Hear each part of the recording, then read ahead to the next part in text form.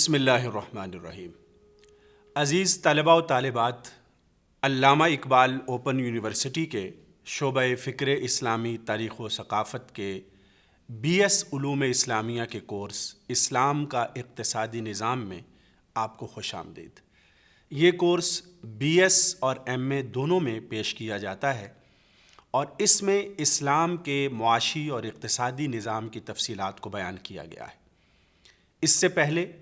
ہم اس کورس کے 8 یونٹس پر بات کر چکے ہیں۔ آج ہم اس کے آخری اور 9ویں یونٹ کی تفصیلات کو بیان کریں گے۔ 9ویں یونٹ کا عنوان ہے پاکستان کے معاشی مسائل اور ان کا حل۔ اگر پچھلی تمام تفصیلات اور مباحث آپ کے ذہن میں ہوں تو یوں سمجھ لیجئے کہ یہ یونٹ انہی کا ایک خلاصہ ہے۔ پاکستان ظاہر ہے کہ اسی دنیا کے اندر موجود ہے اور اس میں کم و بیش وہی مسائل ہیں جو پوری دنیا کو معاشی سطح پر لاحق ہیں، لیکن اسلام چونکہ یہاں کا بنیادی قانون ہے، ہمارا دستور اسلامی ہے، تو اس لیے ہم اپنے معاشی اور اقتصادی مسائل کو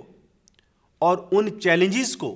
جو اقتصادی میدان میں ہمارے سامنے درپیش ہیں ہم اسلامی تناظر میں دیکھیں گے۔ اگر ہم پاکستان کے چند بڑے مسائل کی فہرست بنائیں تو ان کے اندر سب سے پہلی بات یہ ہے کہ ہم سرمایہ دارانہ نظام کا حصہ ہیں جو کہ سود پر مبنی ہے۔ ظاہر ہے کہ اس میں عالمی سطح پر جو نظام رائج ہے ہماری بھی یہ مجبوری ہے کہ ہم اسی کے ساتھ معاملہ کریں، لیکن اس سے ہمارے ہاں سودی معیشت کا مسئلہ پیدا ہوا ہے۔ دوسری بات جو اسی کا ایک حصہ ہے وہ ارتکاز دولت ہے، یعنی ہمارے معاشرے اور ملک کے اندر بعض بہت امیر گھرانے، خاندان اور لوگ موجود ہیں اور دولت انہی کے ہاتھوں میں مرتکز ہے، جبکہ عظیم اکثریت جو ہے وہ غربت کا شکار ہے۔ اور تیسری بات جو بڑی واضح ہے کہ ہم عالمی قرضوں کے بوجھ تلے دبے ہوئے ہیں اور اس کے لیے ہمیں IMF جانا پڑتا ہے، اور یہ ایک تلخ حقیقت ہے کہ ہمارا پڑوسی ملک وہ بہت عرصہ پہلے ہی IMF سے نجات پا چکا ہے، لیکن بدقسمتی سے ہم ابھی تک خود کفیل نہیں ہوئے کہ ہم IMF کے پروگرام سے نکل سکیں، اور اس میں جانا جب ہماری مجبوری ہے تو پھر اس کی بنیاد پر بہت سے اقتصادی مسائل ہمیں دیکھنا پڑتے ہیں۔ تو یہ بنیادی مسائل ہیں۔ اب ان کے حل کے بارے میں اگر ہم بات کریں تو اسی کے نتیجے میں ایک بہت بڑا مسئلہ غربت اور بے روزگاری کا بھی پیدا ہوا ہے کہ جیسے ہم نے پہلے کہا کہ دولت مرتکز ہے اور غربت میں اضافہ ہے، تو اس میں سب سے پہلی بات یہ ہے کہ ہمیں پاورٹی پر قابو پانا ہوگا، اور اقوام متحدہ نے بھی اسے اپنے اہداف اور مقاصد میں سر فہرست رکھا ہے۔ اس کے لیے ہمیں اپنے اقتصادی نظام کے اندر ایسی اصلاحات کرنی ہوں گی کہ جن سے غریب طبقے کا فائدہ ہو۔ اس میں مثال کے طور پہ ہم مضاربت، جو کہ ایک شرعی ٹرانزیکشن ہے، کہ جن کے پاس سرمایہ موجود ہے، دولت موجود ہے، وہ اس کو انویسٹ کریں، اور جن کے پاس ہنر ہے، محنت کرنے کی صلاحیت ہے اور وہ کچھ کرنا چاہتے ہیں، ان کو موقع دیا جائے کہ وہ محنت کریں اور یوں سرمایہ اور محنت کے امتزاج سے جو منافع حاصل ہو اس کو تقسیم کر دیا جائے۔ اس طریقے سے جس کے پاس مال و دولت موجود ہے اس کو بھی منافع ہوگا، اور جس کے پاس روپیہ پیسہ نہیں ہے وہ محنت کر کے اپنی روزی کا انتظام کر سکے گا۔ تو غربت سے نکلنے کا ایک پہلو یہ ہے کہ ہم ان شرعی طریقوں کو بروکار رہیں، لیکن اس کے اندر یہاں یہ ڈسکلیمر دینا بہت ضروری ہے کیونکہ ہمارے یہاں بدقسمتی سے اکاؤنٹیبلٹی کا نظام چونکہ کمزور ہے، اس کے نتیجے میں ان شرعی موڈز کو اور وسائل کو اور طریقوں کو غلط طریقے پر استعمال کیا جاتا ہے، جس کے نتیجے میں لوگ ان الفاظ کو سنتے ہی شک و شبے کا شکار ہو جاتے ہیں. چونکہ مزاربہ کے نام پر بہت بڑا اسکینڈل ہو چکا ہے، اس لیے اب لوگ سمجھتے ہیں کہ شاید یہ فراڈ ہی کا کوئی طریقہ ہے، حالانکہ ایسا نہیں ہے. یہ ایک جائز طریقہ ہے، لیکن اگر اس کو کوئی فراڈ کا ذریعہ بنا لے تو اس کی گرفت اور اس کا احتساب کرنا اور مستحقین کو ان کا حق دلوانا یہ ہمارے اداروں اور نظام کی ذمہ داری. اسی طرح دوسرا پہلو، اس پر بھی ہم تفصیل سے بات کر چکے ہیں، کہ جو صدقات واجبہ کا نظام ہے، جو اللہ تعالیٰ نے مال میں حق رکھا ہے اغنیاء پر، ان پر وہ حق ان سے لیا جائے اور اس نظام کو نافذ کیا جائے، اور یہ اسلامی ریاست کی بنیادی ذمہ داری ہے. الذین مکناہم فی الارض اقاموا الصلاۃ وآتوا الزکاۃ. پہلا فرض نماز ہے، اور اس کے فوری بعد جو اللہ نے فرمایا وہ آتوا الزکاۃ، کے نظام زکوٰۃ کو قائم کرنا، اس کو اسٹیبلش کرنا. اور نبی کریم صلی اللہ علیہ وسلم نے فرمایا کہ تؤخذ من اغنیائہم وترد الی فقرائہم. زکوٰۃ یہ ہے کہ مسلمانوں کے اغنیاء اور مالداروں سے وصول کی جائے اور ان کے فقراء کو، غریبوں کو، مساکین کو، ضرورت مندوں کو، محتاجوں کو، مفلسوں کو پہنچائی جائے. ظاہر ہے کہ اس سے بھی غربت میں نمایاں کمی واقع ہوگی، لیکن اس میں بھی شرط یہی ہے کہ شفافیت کا اہتمام کیا جائے. اس کے ساتھ ساتھ ہمارے ہاں ایک بہت بڑا مسئلہ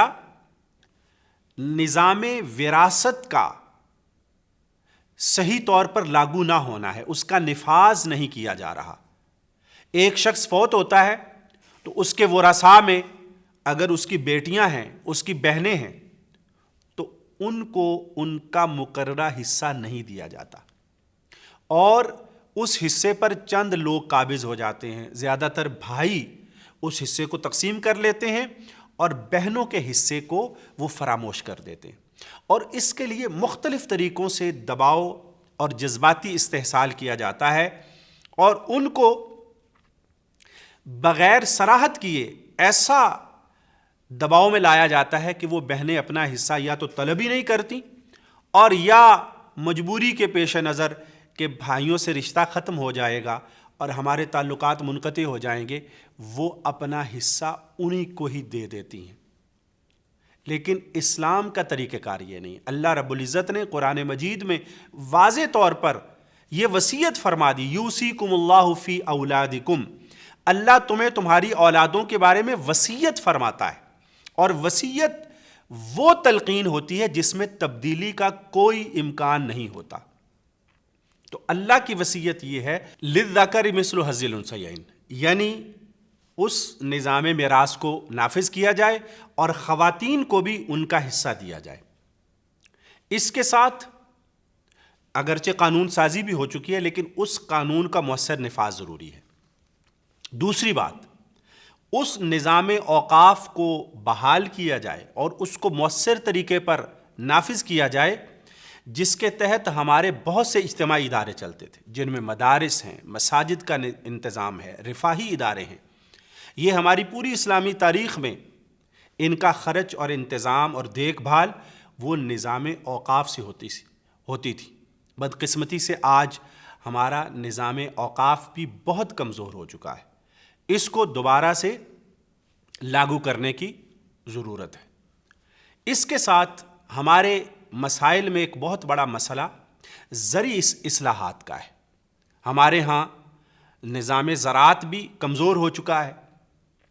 کسانوں کو سہولیات فراہم نہیں کی جا رہی، لیکن اس کے ساتھ جاگیرداری نظام جو قائم ہے اس کے اندر بھی مناسب اصلاحات ضروری ہیں. اور خاص طور پر رسول اللہ صلی اللہ علیہ وآلہ وسلم کا جو ارشاد ہے کہ من احیا ارضا میتۃ فہی لہ، کہ جو کسی مردہ زمین کو زندہ کرے، یعنی اس کو کاشتکاری کے وہ قابل بنا لے، تو وہ اس کو دے دی جائے گی. اس کے لیے حکومت کو یہ چاہیے کہ وہ لوگ جن کے پاس بہت زیادہ زمین ہے اور وہ خود اس کو کاشت نہیں کرتے، وہ ایسے قوانین بنائے جائیں کہ جو کاشت کرنے کی صلاحیت رکھتے ہیں وہ زمینیں ان کو دی جائیں، اور کچھ ایسا میکانزم بنایا جائے کہ ان کو بھی روزگار میسر آئے اور نظام زراعت بھی ترقی کرے اور مالکوں کو بھی نقصان نہ ہو.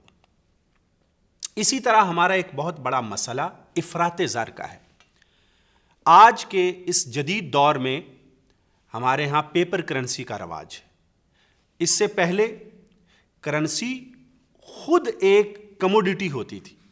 ایک جنس ہوتی تھی، جیسے سونا اور چاندی اس کے سکے ہوتے تھے، سونے کے دینار، چاندی کے دراہم۔ لیکن آج ایک کاغذ ہے، ایک پیپر ہے جس پر حکومت کی مہر ہوتی ہے اور وہ بطور کرنسی استعمال ہوتا ہے۔ لیکن اس کے نتیجے میں ہوتا یہ ہے کہ چونکہ کاغذ کی اپنی کوئی حیثیت نہیں ہے، اس کے پیچھے کتنے آپ کے ریزروز موجود ہیں اس کی اہمیت ہے۔ چنانچہ بہت سے ہم ممالک کو دیکھتے ہیں کہ ان کے لاکھوں اور کروڑوں روپے کے اندر چند چیزیں آتی ہیں اور وہ ہمارے 1000 روپے کے برابر ہوتے ہیں۔ اس کی وجہ یہ ہے کہ کاغذ بجائے خود کوئی ویلیو نہیں رکھتا، اور اسی کے نتیجے میں یہ جو افراط زر ہے وہ پیدا ہوتی ہے۔ چنانچہ آج ضرورت اس بات کی ہے کہ ہم اپنی کرنسی کے تصور کے اوپر بھی نظر ثانی کریں، اور خاص طور پر اب جو نئی کرنسیوں کے ماڈل آ چکے ہیں جن میں کرپٹو کرنسی ہے، ڈیجیٹل کرنسی ہے، اس پر بھی ہمارے اہل علم نے اجتہاد کیا ہے پوری دنیا کے اندر، اور ایک معتبر رائے اس کے جواز کی موجود ہے۔ لیکن اس کا جائزہ لے کر اور اس کے لیے مناسب قانون سازی کر کے ملک میں رائج کیا جائے تاکہ افراط زر کا مسئلہ حل ہو سکے اور اس پر ہم قابو پا سکیں۔ اس کے ساتھ ساتھ ہمارے یہاں جو معاشی مسائل کا ایک بڑا سبب ہے وہ یہ ہے کہ ہم بہت سی چیزیں باہر سے منگواتے ہیں، تو درآمدات جو ہیں ان کو کم کرنا ہوگا اور برآمدات کو بڑھانا ہوگا، اور اس کے لیے مقامی وسائل اور مقامی صنعت کو فروغ دینا ہوگی۔ ایک تو ہماری زرعی اجناس ہے، کپاس، گندم، گنا ہے، ہمارا خام مال ہے، تو اس کو اگر ہم باہر سے برآمد کریں اس کے بجائے ہمیں اپنے وسائل کو بروئے کار لانا ہوگا اور مقامی صنعت کو فروغ دینا ہوگا، اور اس کے نتیجے میں ہماری جو مینوفیکچرنگ کی صلاحیت ہے وہ بھی بڑھے گی، روزگار پیدا ہوگا۔ اور تیسری بات یہ ہے کہ اس انڈسٹری کے لیے کام کرنے والے جو مزدور ہیں ان کے حقوق کا ہمیں تحفظ کرنا ہوگا اور عادلانہ نظام اجرت کو یقینی بنانا ہوگا، اور اس پر ہم تفصیل کے ساتھ بات کر چکے ہیں۔ اور اس کے ساتھ جیسا کہ ہم نے پچھلے کسی یونٹ میں بات کی تھی کہ ہمارا جو نظام محاصل ہے، ٹیکس کا سسٹم ہے، اس کو بھی بہتر بنانا ہوگا۔ آج صورتحال یہ ہے کہ ہمارے یہاں ٹیکس صرف اور صرف سرکاری ملازم دیتے ہیں، اور وہ بھی چونکہ پابند ہوتے ہیں کہ ان کی تنخواہ بینک کے ذریعے آتی ہے تو وہ از خودکار طریقے سے ان کا ٹیکس کٹ جاتا ہے، جبکہ بہت بڑا تاجر طبقہ ہے ہمارے منڈیوں میں، بازاروں کے اندر، وہ لوگ چونکہ کیش میں زیادہ تر لین دین کرتے ہیں لہٰذا وہ مکمل ٹیکس ادا نہیں کرتے، اور ہمارے ملکی ادارے ابھی تک اتنی صلاحیت پیدا نہیں کر پائے کہ وہ مکمل طور پہ اور شفاف طریقے پر ٹیکس کلیکٹ کر سکیں، اور اس کے نتیجے میں ہمارے مصارف بڑھتے چلے جاتے ہیں اور ہماری آمدن جو ہے اور ریونیو جو ہے اس میں کمی آ چکی ہے، لہٰذا یہ مسائل پیدا ہو رہے ہیں۔ تو اس لیے ہمیں مالیاتی خود مختاری کی طرف اگر قدم بڑھانا ہے اور IMF سے ہمیں نکلنا ہے، جو کہ ہمیں سپورٹ کرتا ہے ظاہر ہے اور ہمارے مطالبے بھی کرتا ہے، لیکن اس کے جو نتائج ہیں وہ بڑے بھیانک ہیں۔ اگر ہم ان سے نکلنا چاہتے ہیں تو ہمیں اپنے ٹیکسیشن کے نظام کو بہتر بنانا ہوگا اور اسلامی محاصل کے اس عادلانہ نظام کو جو عدل اور احسان پر مبنی ہے، شفافیت پر مبنی ہے، اس کو لاگو کرنا ہوگا۔ اگر ہم ان ذرائع کو بروئے کار لاتے ہیں اور ان تمام مسائل پر قابو پاتے ہیں اور اس کے لیے ایک ایسی پالیسی اور لائحہ عمل طے کرتے ہیں اور ایک لانگ ٹرم طریقہ کار اختیار کرتے ہیں، تو کوئی وجہ نہیں کہ ہم اگلے چند برسوں کے اندر آہستہ آہستہ ان مسائل سے نکلنا شروع ہو جائیں گے۔ اور یہ اس لیے کہ اللہ تعالیٰ نے اس کی ضمانت دی ہے۔ اللہ یہ فرماتا ہے کہ یمحق اللہ الربا ویربی الصدقات، اللہ سود کو مٹاتا ہے، اس کی برکت کو اٹھا دیتا ہے، اس میں کمی آتی ہے، اور صدقات کو بڑھاتا ہے۔ یعنی بنیادی طور پہ اسلام ایثار کی بات کرتا ہے کہ آپ اپنی دولت میں دوسروں کو شریک کریں، نہ کہ